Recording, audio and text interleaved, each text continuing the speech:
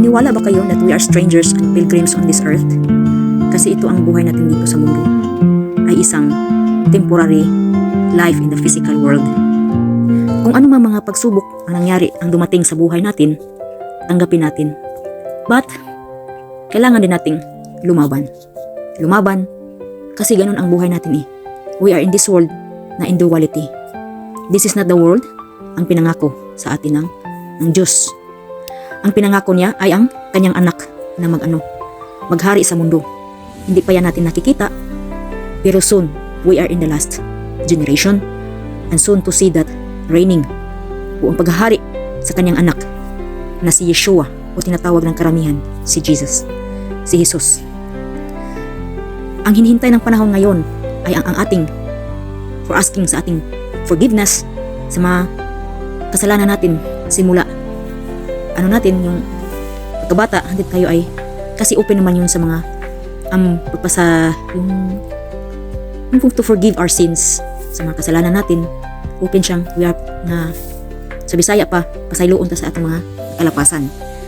So kung makita mo talaga ang sitwasyon natin ngayon, lalo na ngayon, is the more we are getting harder and harder, iniipit tayo sa mundong ito. Especially sa ating paghanap buhay, sa ating mga hindi lamang sa hanap buhay, yung iba naman sa mga karamdaman, dyan tayo. Diba? Ang hope is hindi sa itong physicality. Ang hope is in the coming kingdom of Yeshua.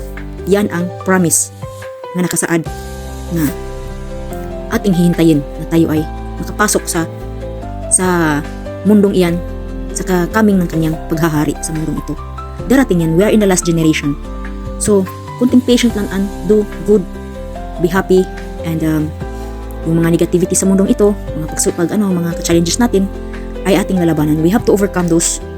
Kahit ayun na talaga natin sa mundo, those who alam ng pangyayari, those naman hindi pa alam, yung nagsasaya sa kanilang buhay, at suddenly may mga pangyayari nga, hindi asahan, normal lang yan sa atin. Kasi nandito tayo sa mundong ito. We are really temporary in the life of duality. So, ayan lang, kapit lang tayo sa may kapal. Siya naman ang nagbigay ng buhay natin dito.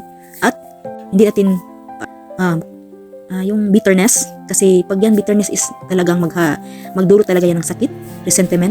So kailangan natin ng yung masaya lang, at saka ipasaubaya lang yung mga negativity, yung iba na nag-criticize sa atin. So hayaan na lang natin sila. Ganun, kung yan ang choice nila sa mundo, ang mag-criticize, yung mag-cheat sa iba, yung pinapahirapan tayo, hayaan na lang natin sila. Kasi sabi naman sa nakasulat naman, God's is His vengeance. Sa kanya ang vengeance is mine, diba? Sabi niya. So we let it into His hands.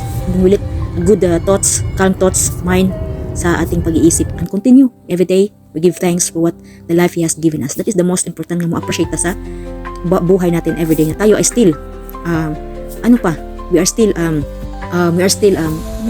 buhay pa tayo, diba? Buhay pa tayo, every day magpasalamat talaga tayo. So sana you are in this road of mine, and to walk in this life, a temporary life. And soon, it's not long.